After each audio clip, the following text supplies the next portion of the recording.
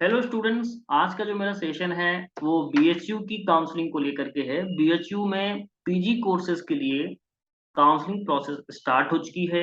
इसके लिए आपको कहाँ से अप्लाई करना है, कहाँ पर आपको ये प्रोसेस देखने को मिलेगी, सारी प्रक्रिया मैं आपको बताऊंगा। आप लास्ट तक इस वीडियो को देखें।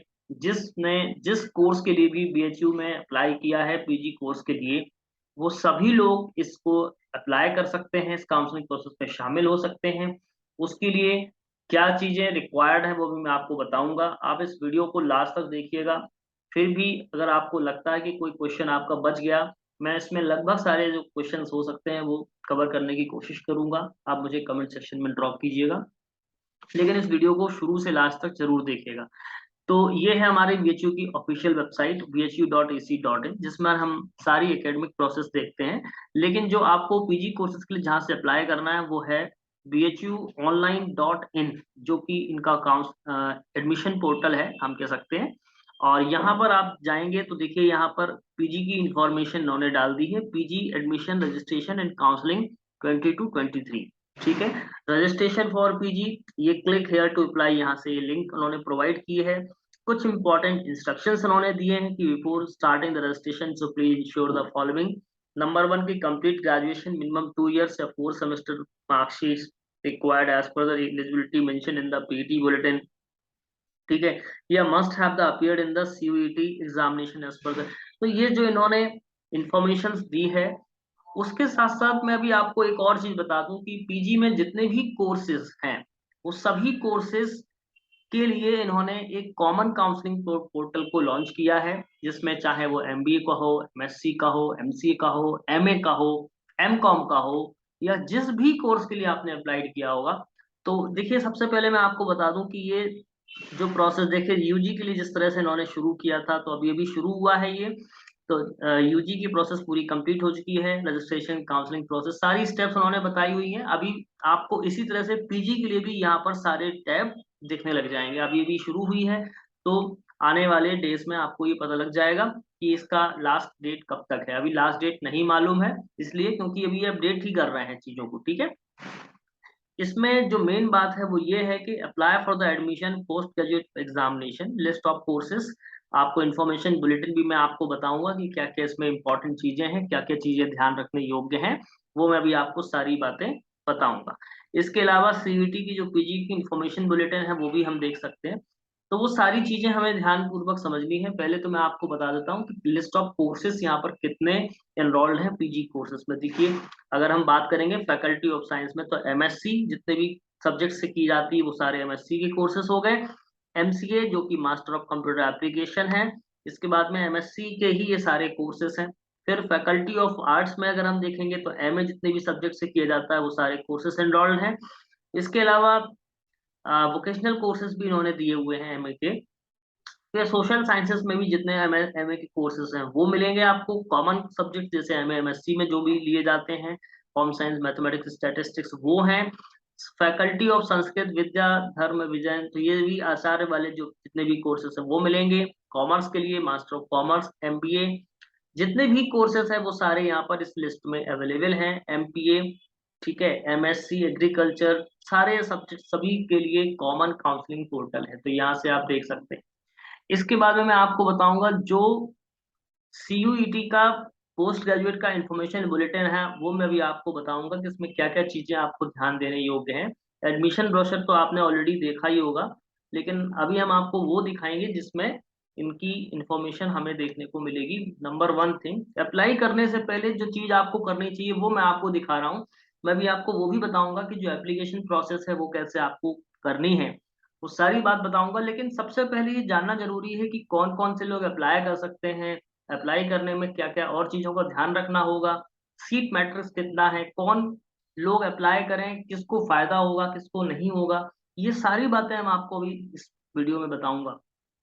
ठीक है, जैसे पोस्ट ग्रेजुएट का इन्फॉर्मेशन बुलेटिन है, सबसे पहले क्योंकि एनटीए कराता है तो ये एनटीए की तरफ से ही है। इसमें अगर हम देखें कि चैप्टर 2 में देखें कि course name, BHU counselling code number, number of seats आपको यहाँ पर मिलेगी। सीट जो भी रिजर्व है वो भी आपको बताएंगे, SC ST OBC relaxation, reservation, सारी चीजें आपको यहाँ मिलेंगी। चैप्टर 3 में अगर हम देखेंगे तो एलिजिबिलिटी क्राइटेरिया है ना, हर कोर्सेज के, चाहे वो अंडर ग्रेजुएट हो, चाहे वो जो भी है, यहाँ पर फैकल्टी ऑफ आर्ट्स, हर एक कोर्स की यहाँ पे एलिजिबिलिटी दी गई है। तो पहले आप एलिजिबिलिटी देख लें। वैसे तो जिन लोगों ने अप्लाई किया होगा उससे पहले ध्यान में रखा होगा कि इस कोर्स की एलिजिबिलिटी ये है। फिर भी अगर किसी ने ध्यान नहीं दिया होगा तो पहले एलिजिबिलिटी देख लें, इसके बाद ये अप्लाई करें। पैटर्न ऑफ एंट्रेंस एग्जामिनेशन, इसका डिस्कशन करने की नीड है नहीं क्योंकि हम लोग ऑलरेडी दे चुके हैं। फीस स्ट्रक्चर जो है वो भी मैं आपको बताऊंगा कि फीस स्ट्रक्चर क्या है बीएचयू में पढ़ने का, ठीक है। इसके अलावा अब देखिए, जो मैं आपको शुरुआत से आखिरी तक के फेज में मैं आपको बताना चाह रहा हूँ कि यहाँ पर जो भी सीट मैट्रिक्स है, पहले तो मैं आपको वो दिखाऊंगा। देखिए यहाँ पर एमएससी अगर कोर्स की बात करें तो फिजिक्स, केमिस्ट्री, जूलॉजी, हर एक कोर्स की यहाँ पर सीट दी गई। मैक्सिमम सीट कितनी है, कोर्स कोड कितना है। इसी तरह से अगर हम मास्टर ऑफ कंप्यूटर एप्लीकेशन अगर एमसी की बात करेंगे तो यहाँ पर इनके दो कैंपस हैं। एक है इनका मेन कैंपस जिसको हम बोलते हैं डिपार्टमेंट ऑफ कंप्यूटर साइंस, जिसकी टोटल मैक्सिमम सीट्स हैं 57, और राजीव गांधी जो साउथ कैंपस है उसकी सीट्स हैं 25, ठीक है। प्रोग्राम कोड है ये 492। एमसीए के लिए मैं आपसे डिस्कस कर रहा हूँ। 57 सीट्स हैं और 25 अलग से सीट है, ठीक है। तो एक चीज और मैं पढ़ देता हूँ, the MCA course at Rajiv Gandhi south campus जो कि मिर्जापुर में है, ये पेड सीट है जिसकी फीस 60,000 पर सेमेस्टर है, प्लस रेगुलर फीस जो एमसीए कोर्स के लिए प्रिस्क्राइब की है यूनिवर्सिटी ने वो मिली। ये 60,000 जो है वो पेड फीस है, प्लस जो रेगुलर फीस है बीएचयू की वो आपको यहाँ पर पेड करनी होगी। मैक्सिमम नंबर ऑफ सीट्स है 25, ठीक है। तो कहीं कहीं कोई दिक्कत नहीं है। अब बात ये आती है कि किन लोगों को अप्लाई करना चाहिए। ये जो सीयूटी का पेपर हुआ था वो 400 मार्क्स का हुआ था, क्योंकि जेएनयू ने सिर्फ पार्ट 2 को कंसीडर किया है और बीएचयू जो है वो पार्ट 1 के साथ साथ पार्ट 2 यानी पार्ट 1 और पार्ट 2 दोनों को मिलाकर के जो कि 400 मार्क्स होते हैं, मिनिमम इसमें 250 तो होने ही चाहिए। ये मेरा मानना है कि 250 से नीचे वालों को तो कॉलेज मिलने की संभावना बिल्कुल भी नहीं है। 250 अगर आपके हैं, 250 से ऊपर यानी कि 280 290 तक अगर आपके नंबर हैं तो ही इसमें चांसेस हैं, नहीं तो चांसेस नहीं है। अबाउट मेरा मानना यह है कि शायद बीएचयू के लिए 300 के आसपास मार्क्स होने चाहिए। अगर आपके 300 के आसपास मार्क्स हैं, क्योंकि जेएनयू के लिए हमने देखा था 250 प्लस आपको बताया था, बीएचयू में यही हम चीज 50 और जोड़ दें तो 300 के ऊपर अगर आपके मार्क्स आ रहे हैं तो ही आपको बीएचयू का मेन कैंपस मिलेगा। हो सकता है साउथ कैंपस के लिए 10 नंबर का कट ऑफ कम जाए। ये मैं सारी जो प्रोसेस बता रहा हूँ जनरल कैटेगरी के स्टूडेंट्स को बता रहा हूँ। अब कई स्टूडेंट्स मुझे मैसेज करते हैं, सर मेरे 232 नंबर हैं, 232 मार्क्स हैं, 240 मार्क्स हैं, 225 मार्क्स हैं, क्या मुझे बीएचयू मिल जाएगा, क्या मुझे जेएनयू मिल जाएगा। मैंने अभी एकेटीयू और बाकी ट्रिपल एम जितने भी कॉलेजेस के लिए नोटिफिकेशन आपके लिए डाला था, उसमें मुझे बच्चों ने अभी बताया कि एकेटीयू में जैसे उनके मार्क्स 210 तो उनकी रैंक 700 के आसपास, 500 के आसपास, क्योंकि इसमें जो हाईएस्ट कट ऑफ काफी गया है। मैं आपको बता दूं जो सीयूटी का पीजी का कोर्स 26 हुआ था उसमें हाईएस्ट कट ऑफ काफी गया है। पर मैं ऐसा मान रहा हूं कि 300 के अराउंड अगर आपके बीएचयू में मार्क्स हैं तो आपको सीट मिलने के चांसेस हैं, ठीक है। कंफर्म इसलिए नहीं कह सकता क्योंकि ये प्रोसेस अलग अलग हर कॉलेज के लिए हो रही है। तो जो लोग कॉलेज में अप्लाई कर चुके हैं, कुछ लोगों को हो सकता है अलॉटमेंट मिल भी चुका है, हो सकता है अभी मिल जाएगा, या ये प्रोसेस बहुत लंबी चलेगी तो श्योरिटी नहीं है कि यार हमको कॉलेज मिलेगा कि नहीं मिलेगा। इसमें बहुत सारे कंफ्यूजन्स हैं। अलग अलग काउंसलिंग होने से ये बहुत दिक्कत हमारे लिए हो रही है कि हम किस कोर्स के लिए अप्लाई कर रहे हैं, किस कॉलेज में अप्लाई कर रहे हैं, और या किस यूनिवर्सिटी में हम अप्लाई करें। तो यही एक सबसे बड़ा कंफ्यूजन है। इसलिए 250 प्लस वालों को अप्लाई करना चाहिए। 250 से नीचे हैं तो मैं हो सकता है कि आपको बिल्कुल ना मिले, लेकिन अप्लाई जितने लोगों को करना चाहिए वो करना चाहिए। चाहे आपके 200 मार्क्स हैं, 200 से नीचे वालों को बिल्कुल अप्लाई करने की जरूरत ही नहीं, क्योंकि उनको तो मिलेगा ही नहीं। क्योंकि 250 ही बहुत मुश्किल है कि अगर 250 भी चला जाए, 250 के प्लस ही जिनके मार्क्स हैं वो अप्लाई कर सकते हैं। चाहे एमसीए कोर्स की मैं बात कर रहा हूँ, बाकी भी पीजी कोर्सेज में मैं बता रहा हूँ कि 250 का अराउंड जिनके मार्क्स हैं, चाहे वो एमएससी मैथ्स किसी भी कोर्स के लिए बात कर रहा हूँ मैं, 225 200 220 के ऊपर जिनके भी मार्क्स हैं, किसी भी पीजी कोर्स की मैं बात करूंगा, 220 के ऊपर जिनके भी मार्क्स हैं उन सभी को अप्लाई करना चाहिए। और एमसीए कोर्स के लिए मैं बात करूंगा 250 के ऊपर ही जिनके मार्क्स हैं उनको ही अप्लाई करना चाहिए। बाकी ये मेरा ओपिनियन है, बाकी आप अप्लाई करने के लिए स्वतंत्र हैं, आप बिल्कुल अप्लाई करें जितने भी मार्क्स हैं आप। Is that clear? ये क्योंकि हम इसलिए बता रहे हैं कि जो हमारे पास सीट मैट्रिक्स है 57, अब इसमें भी रिजर्वेशन है, ठीक है। 50% सीट, जब हम 50% सीट हमारी जनरल, तो ऑब्वियसली हम देख पा रहे हैं कि कितनी सीट्स होंगी, ठीक है ना। Is that clear? करीब 28 सीट्स हमारे पास होंगी जनरल की, ठीक है। ये सारे सीट मैट्रिक्स आपको दिए हैं, आप इस बार जिस भी कोर्स के लिए अप्लाई किए हैं वो सभी आप सीट इंटेक देखेंगे, ठीक है। इसके अलावा ये सारे कोर्सेज की यहाँ पर नॉलेज दी हुई है, मैं आप डिटेल में नहीं पढ़ूंगा, आप लोग डिटेल में पढ़ें, क्योंकि कोर्स आप अप्लाई जिस कोर्स के लिए आपने अप्लाई किया है उस कोर्स की ये सीट्स यहाँ पर गिवन है, ठीक है। इसके अलावा यहाँ पर देखिए ये रिजर्वेशन सिस्टम दिया गया है, तो शेड्यूल कास्ट के लिए 15, शेड्यूल ट्राइब के लिए 7.5%, ठीक है। और आई थिंक ओबीसी कैटेगरी भी यहाँ पर दी गई है, ठीक है। ये दी गई है यहाँ पर, ओबीसी कैटेगरी के लिए भी यहाँ पर दिया हुआ है। और ये सारे जो हैं वो सेंट्रल के सर्टिफिकेट यहाँ पर लगेंगे, और 27% है ओबीसी के लिए, ईडब्ल्यूएस के लिए 10%। जितने भी सर्टिफिकेट्स आपको लगाने हैं वो सारे सेंट्रल गवर्नमेंट के ही होने चाहिए। ओबीसी एनसीएल जो भी होगा वो सेंट्रल गवर्नमेंट का ही होगा, ठीक है। ये सारी बातें आपको ध्यान देनी है। बाकी डिटेल में आप देखिए, मैं कहूँगा कि बिल्कुल डिटेल में आप लोग पढ़िएगा, इसके बाद ही आप अप्लाई कीजिएगा। क्लियर? इसके अलावा देखिए मैं आपको बता दूं एलिजिबिलिटी क्राइटेरिया, तो यहाँ पर दी हुई है ऑलरेडी, आप लोग देख सकते हैं जिस भी कोर्स के लिए आपने अप्लाई किया हुआ है हर कोर्स की एलिजिबिलिटी क्राइटेरिया यहाँ पर दिया गया है। जैसे कि अगर हम एमसीए की बात करेंगे तो BCA, BIT, BTech, BSc with computer science और मेन, और है ना, ये सारी डिग्री यहाँ पर दी गई। बीटेक बी होना चाहिए, BA BSc in mathematics, statistics और इक्विवेलेंट डिग्री। आपके जो परसेंटेज ऑफ मार्क्स 60% होने चाहिए या 6.5 होने चाहिए। अदरवाइज परसेंटेज की बात करें रिजर्व कैटेगरी के लिए 55% होने चाहिए, 6.0 ऑन 10 स्केल। तो ये सारी एलिजिबिलिटी क्राइटेरिया आई थिंक जब आपने एग्जाम दिया होगा तो उससे पहले ही आपको ये सारी बातें पता होंगी, मुझे ज्यादा इसमें एक्सप्लेन करने की आवश्यकता नहीं है, आप लोग देख सकते हैं। एलिजिबिलिटी क्राइटेरिया तो आपने देखा ही होगा पहले, और जिन लोगों ने नहीं भी किया है वो एक बार रीड आउट कर लें, ठीक है। अब बात आती है एक और जो इम्पोर्टेंट बात है वो ये है कि एमसीए यहाँ पर कितने सेमेस्टर्स हैं, 4 सेमेस्टर या 2 इयर्स का कोर्स है। मतलब एनआईटीज में ही सिर्फ 3 इयर्स और 6 सेमेस्टर का कोर्स है, बाकी जेएनयू बीएचयू जितने भी सेंट्रल यूनिवर्सिटीज हैं उन सभी में 4 सेमेस्टर और 2 इयर्स का ही ये कोर्स है, ठीक है। इसके अलावा देखिए ये तो सारी एलिजिबिलिटी क्राइटेरिया यहाँ पर दिए हुए हैं, ठीक है। सभी का एलिजिबिलिटी क्राइटेरिया दिया हुआ है। और ये तो ये एग्जाम पैटर्न था, तो एग्जाम पैटर्न मुझे डिस्कस करने की बिल्कुल नीड यहाँ पर नहीं है, क्योंकि ऑलरेडी आप लोग दे चुके हैं, तो इसकी नीड है मुझे नहीं है डिस्कस करने की। अब जो मैं इम्पोर्टेंट बात बताना चाह रहा हूँ वो है फीस स्ट्रक्चर को लेके। तो देखिए हर कोर्स की यहाँ पर फैकल्टी ऑफ आर्ट्स हो उसकी कितनी फीस है, पेमेंट सीट अगर कहीं पर है तो उसकी क्या, ये देखिए थोड़ा मैं आपको दिखा दूं यहाँ पर, ये देखिएगा नेम ऑफ द कोर्स यहाँ पर दिया गया है, और रेगुलर पर सेमेस्टर कितना फीस है हर कोर्स का। देखिए अगर MSc physics, chemistry, geology, botany, geology, computer science, biochemistry, सबका यहाँ पर अलग अलग फीस स्ट्रक्चर है। एमसीए के लिए जो आपका फीस स्ट्रक्चर है वो है 7,632 रुपए।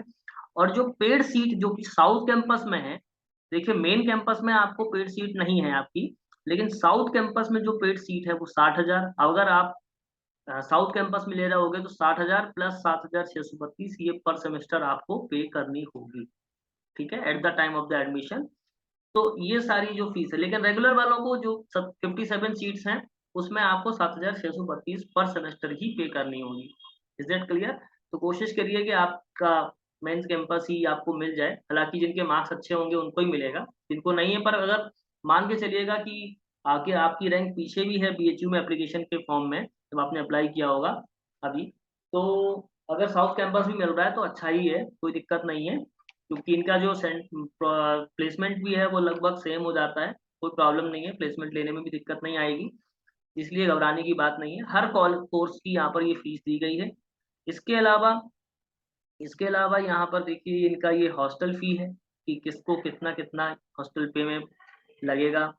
जितने भी नेम हॉस्टल्स के नेम हैं वो सारे इन्होंने दिए हैं, किस किस कोर्स के यहाँ पर होंगे, तो ऑब्वियसली यहाँ पर सभी हॉस्टल की फीस यहाँ पर दिखा रही है। तो आप इनको जो भी जिसका भी जो रिलेटेड हॉस्टल होगा वो वो उसकी फीस यहाँ पर दी गई है। ठीक है, ये था इन्फॉर्मेशन ब्रोशर, आप इसको इत्मीनान से ध्यान से पढ़िएगा।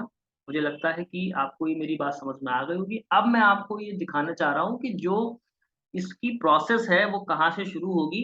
तो सबसे पहले हम यहाँ पर जाएंगे, जिस भी कोर्स के लिए आपने अप्लाई किया, पहले तो आप जाएंगे तो देखिए क्लिक हेयर टू अप्लाई। जैसे मैंने यहाँ पर क्लिक किया तो यहाँ पर आ गया कि important instruction to candidate before applying online. अभी चूंकि अभी अभी इन्होंने ये पोर्टल लॉन्च किया है तो आपको अभी इंस्ट्रक्शंस नहीं दिख रहे हैं, और वेलकम टू यहाँ पर लिखा हुआ है बनारस हिंदू यूनिवर्सिटी पीजी। तो दैट मीन्स कि पीजी कोर्सेज के लिए कॉमन पोर्टल है। अब आपको करना क्या होगा, आपको साइन इन करना है। तो साइन इन करने के लिए या तो आप यहाँ से भी कर सकते हैं या फिर आप यहाँ से कर सकते हैं। साइन इन करने के लिए आपको अपना सीयूटी का रोल नंबर सपोज दैट आपने ये फिल किया, और इस को अप्लाई करने के बाद आप यहाँ पर इसको सबमिट कर देंगे। सबमिट करने के बाद जो मैं आपको प्रोसेस दिखाना चाह रहा हूँ वो ये है कि सबसे पहले देखिए मैंने कुछ यहाँ पर स्क्रीनशॉट ले रखे हैं और मैं आपको दिखाऊंगा क्योंकि कि किस तरीके से ये प्रोसेस आपको करनी है। Is that clear? देखिए मैं आपको दिखा रहा हूँ तो आप थोड़ा सा ध्यान से देखिएगा इसको।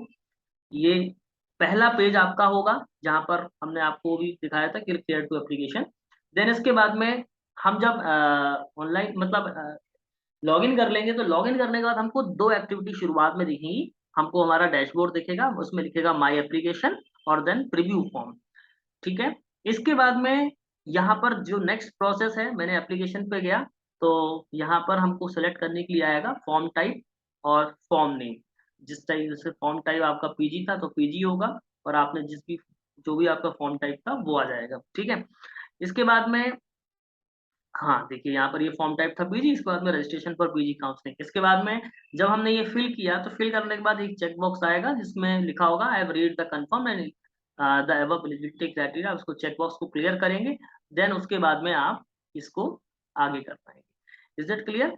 इसके बाद में जैसे ही आप ये सबमिट कर देंगे तो यहाँ पर चार चीजें आपको देखने को मिलेंगी। एक तो application detail, upload photo and signature, course detail, preview and confirm.